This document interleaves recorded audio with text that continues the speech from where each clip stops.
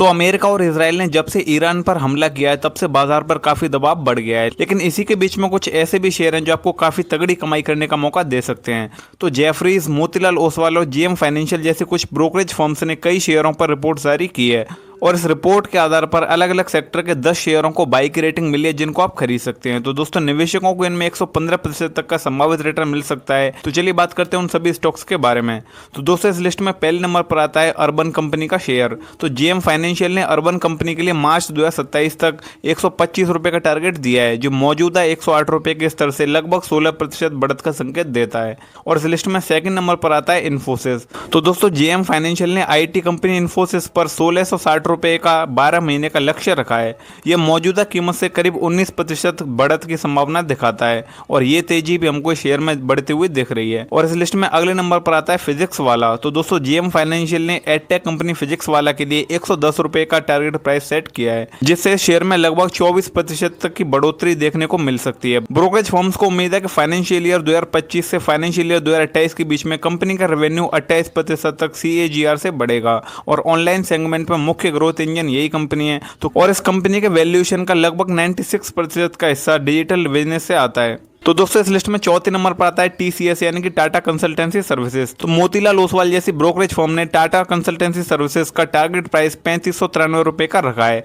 यह मौजूदा स्तर से करीब 34% बढ़त की संभावना दिखाता है। तो इस लिस्ट में अगले नंबर पर आता है मुथूट फाइनेंस। तो दोस्तों जेफरीज ब्रोकरेज फर्म ने मुथूट फाइनेंस के लिए 4750 रुपये का टारगेट प्राइस सेट किया है और इस हिसाब से शेयर में लगभग 35% के रिटर्न की संभावना है। तो हालिया गिरावट के बाद इस शेयर की वैल्यूएशन काफी आकर्षक लग रही है और ब्रोकरेज का कहना है कि गोल्ड लोन की मांग भी काफी मजबूत बनी हुई है बाजार में।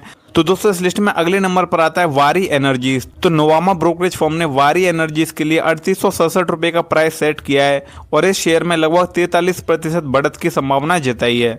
और वहीं इस लिस्ट में अगले नंबर पर आता है साइएंट DLM। तो दोस्तों मोतीलाल ओसवाल ने साइएंट DLM के लिए 550 रुपये का टारगेट प्राइस सेट किया है और यह मौजूदा स्तर से लगभग 68% की संभावना का संकेत देता है। तो दोस्तों इस लिस्ट में अगले नंबर पर आता है एटर्नल, जिसको हम जोमेटो के नाम से भी जानते हैं। तो जेफरीज ने जोमेटो और ब्लिंकिट की पेरेंट कंपनी एटर्नल पर 480 रुपये का टारगेट प्राइस रखा है और इसमें करीब 78% की वृद्धि का अनुमान भी लगाया है। तो हाल ही में एटर्नल के स्टॉक में काफी गिरावट आई है, जिसे ब्रोकरेज बेहतर एंट्री पॉइंट मानता है। तो फूड डिलीवरी बिजनेस में करीब 20% ग्रोथ की उम्मीद है और लंबी अवधि में 5 से 6% मार्जिन का भी अनुमान है।